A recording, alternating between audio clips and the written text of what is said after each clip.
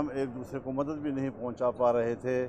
फिर हेलीकॉप्टर्स की खिदमत हासिल की, उसके ज़रिए लोगों को निकाला भी गया, उसके ज़रिए लोगों को राशन भी पहुंचाया गया। और बड़ी मुश्किल से अभी कोई हफ़्ता हुआ है कि हम कुछ तासीलें जो हैं वो फ़ौज वालों ने आकर जो उनका बेली ब्रिज होता है वो लगाकर उससे हमारे राब्ते बहाल हुए हैं। तो यकीनन हर जगह जो भी मौजूद जहाँ था वही एक मुश्किल में फंसा हुआ था। तो हम राब्ते में रहे मुसलसल, और यहाँ पर जो भी एक्टिविटीज़ हो रही थी रोज़मर्रा के हिसाब से हम एक दूसरे को हाल अहवाल दे रहे थे, हम उनको हिदायत भी देते थे, और उसके मुताबिक राशिद साहब और हमारी सूबाई जमात और दूसरे सूबों में भी साथी अपने काम पे चल पड़ते थे।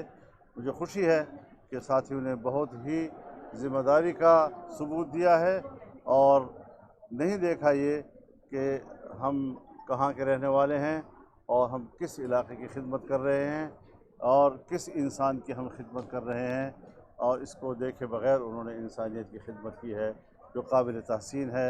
मैं इसी हवाले से आज यहाँ सूबा सिंध में आया हूँ और मुख्तलिफ़ अज़ला का मैं जायज़ा भी लेना चाहता हूँ, और यकीनन इस हवाले से अपनी गवर्नमेंट के साथ भी फिर बात होगी कि किस तरह वो लोगों की बहाली के लिए मनसूबाबंदी कर रहे हैं और किस तरह इन मुतासरीन की सूरत हाल को मैनेज कर रहे हैं। बहुत शुक्रिया जी। सवाल सर मेरा सबसे पहले तो शुक्रिया अदा करता हूँ कि मुतासरीन में प्रेस क्लब के भी चंद दोस्त थे जो कैमरामैन थे, उन्हें भी राशन जो है आपकी जमात की जानिब से दिया गया। और सियासी सवाल मैं अब करना चाहूँगा, आपसे इजाज़त दें कि chief of army staff Imran Khan की मौजूदा चीफ़ ऑफ आर्मी स्टाफ से इमरान खान की मुलाकात, और प्लस में दूसरा सवाल कि चीफ ऑफ आर्मी स्टाफ को मुतनाज़ा बनाने की कोशिश की जा रही है या उसका अपॉइंटमेंट अथॉरिटी जो है वो कौन है? बहुत शुक्रिया। आपने दो सवाल किए हैं, और मेरे ख्याल में दूसरा जो सवाल है वो पहले का जवाब है कि जिस तरह उन्होंने आर्मी चीफ को मुतनाज़ बनाने की कोशिश की है, अगर बिलफ़र्ज़ कोई मुलाकात हुई भी है जो मेरे इल्म में नहीं है, तो इसका माना यह है कि वो बेनतीजा साबित हुई है। और वो हर इदारे पे हमला कर रहे हैं, फ़ौज पे वो हमला कर रहे हैं, अदालतों पे वो हमला कर रहे हैं, इलेक्शन कमीशन पर वो हमला कर रहे हैं, पार्लियामेंट पे वो हमला कर रहे हैं। किस इदारे को उन्होंने अब तक माफ़ किया है? अगर इदारा उनके हक़ में चलता है और इदारा उनके हक़ में फ़ैसले देता है तो फिर वो बड़ा इंसाफ वाला इदारा है, और अगर वो उसके ख़िलाफ़ फ़ैसला देता है तो वो गद्दार भी हो जाते हैं और वो पता नहीं क्या क्या अलक़ाबात से वो नवाजते हैं। मैं एक बात वाज़ेह कर देना चाहता हूँ कि इमरान खान ख़त्म हो चुका है, उसकी सियासत निमट चुकी है, और चंद दिन के लिए जिस तरह एक ज़ख्मी तड़पता है तो वो आखिरी तड़पना तो उसका हक़ है, उसके कोई मसला नहीं है, लेकिन न हम उससे मरूब हैं, न उसको हम ये हक़ देना चाहते हैं कि वो आर्मी चीफ़ की तकर्री में किसी किस्म की मुदाखलत कर सकेगा। आइन के मुताबिक ये जिसकी ज़िम्मेदारी है वही अदा करेगा, मेरिट की बुनियाद पर अदा करेगा, और वो होता कौन है कि वो हुकूमत से कहे कि आपने किसने करनी है। यहाँ कोई अफरा तफरी है, यहाँ कोई निज़ाम नहीं है, ये कोई मुल्क नहीं है, और ये कोई रियासत नहीं है कि उसके कोई इदारे होंगे, उसका कोई आइनी फ़राइज़ होंगी, आइनी ज़िम्मेदारियाँ होंगी जो वो पूरी करेंगी। तो हम उनको वाज़ेह तौर पर बता देना चाहते हैं कि तुम लाख चीखो, लाख चिल्लाओ, लाख तड़पो, जो भी करो, जो होगा आइन के मुताबिक होगा। वज़ीर-ए-आज़म का इख्तियार है तो वही फ़ैसला करेगा, पार्लियामेंट का इख्तियार है तो वही फ़ैसला करेगा, अदालत का इख्तियार है, इलेक्शन कमीशन का इख्तियार है, वो फ़ैसले करते जाएंगे, और आपकी चीखो पुकार उन पर असरअंदाज नहीं हो सकेगी। किसी किस्म की वो पाकिस्तानी पॉलिटिक्स का अब हिस्सा नहीं है। सर ये बताइएगा, जिस तरह कल मियां जावेद लतीफ़ पर FIR हुई, मरियम औरंगज़ेब पर FIR हुई, पंजाब हुकूमत इदारों को इस तरह इस्तेमाल करके FIR कर रही है, तो क्या ऐसे इदारे कमज़ोर नहीं हो रहे? पुलिस जैसा इदारा पंजाब हुकूमत ख़ुद कमज़ोर है और शायद वो पलट जाएगी। अच्छा,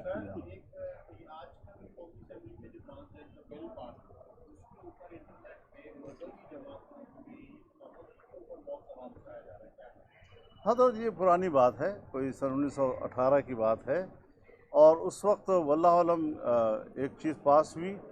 اس وقت تو میرے خیال میں جو انسانی حقوق جو اسٹینڈنگ کمیٹی ہے اس کے اندر کچھ اراکین گئے اور انہوں نے اس کو موضوع بنایا اور اس میں ترامیم بھی دی ہیں.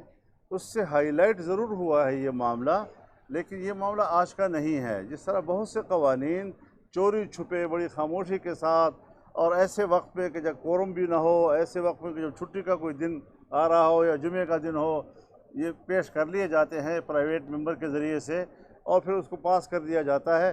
یہ ہے قابل مذمت چیز. اور جو کچھ ابھی سامنے آ رہا ہے وہ ہے بھی قرآن و سنت سے بغاوت، صرف مخالفت نہیں ہے، بالکل بغاوت کی صورت ہے. تو اس پر جمعیت علماء اسلام ایک مستقل ترمیم تیار کر رہی ہے اور اس کی جامع شکل جو ہے وہ پیش کرے گی ایوان کے اندر، جو ایک باقاعدہ ترمیم کی حیثیت ہوگی.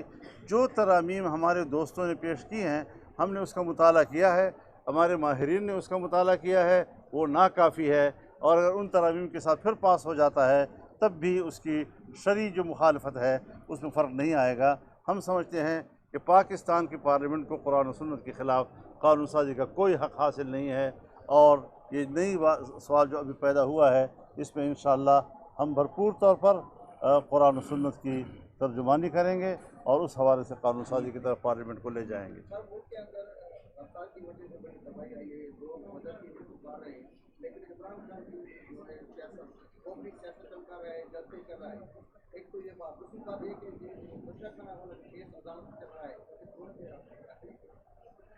حضرت یہ سب کو چور چور کہتا ہے اور یہ اسی طرح ہے جس طرح کہ ایک چور جب چوری کرتا ہے تو بھاگتی ہوئی بھی چور چور پکار رہا ہوتا ہے تاکہ وہ لوگ سمجھیں کہ شاید کوئی یہ چور کو تلاش کر رہا ہے، جبکہ وہ خود چور ہوتا ہے.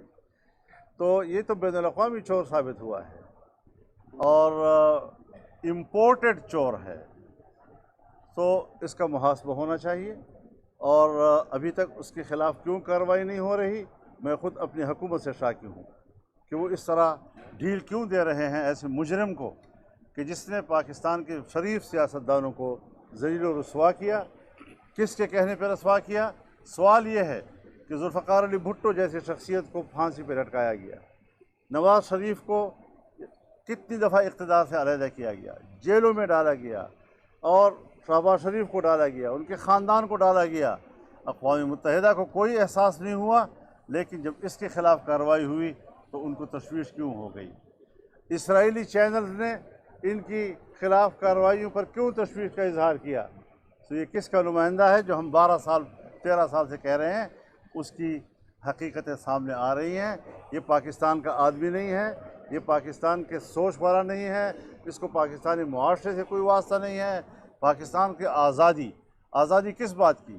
IMF سے معاہدہ تم نے کیا، ملک کی معیشت اس کے ہاتھ میں گروی کر دی، ملک کے اثاثوں کو اس کے ہاتھ میں گروی کیا، اسٹیٹ بینک آپ نے ان کے حوالے کیا. یہ ساری چیزیں کرنے کے بعد اب آپ کہتے ہیں ہم ان کو آزادی دیں گے. کس سے آزادی دیں گے؟ کبھی کہتے ہیں اللہ سے آزادی دیں گے، کبھی کہتے ہیں رسول اللہ سے آزادی دیں گے. یہ ہے اصل ایجنڈا اس کا. یہ غلام ابن غلام خود ہے اور اب قوم کو دھوکہ دینا چاہتا ہے آزادی کے لفظ سے. کوئی آزادی وازادی نہیں. اس قسم کے عناصر سے ہم انشاءاللہ قوم کو آزادی دلائیں گے اور ان کے خلاف جنگ لڑیں گے. بہت شکریہ جی، تھینک یو ویری مچ. تمام ساتھیوں کا بہت شکریہ جی.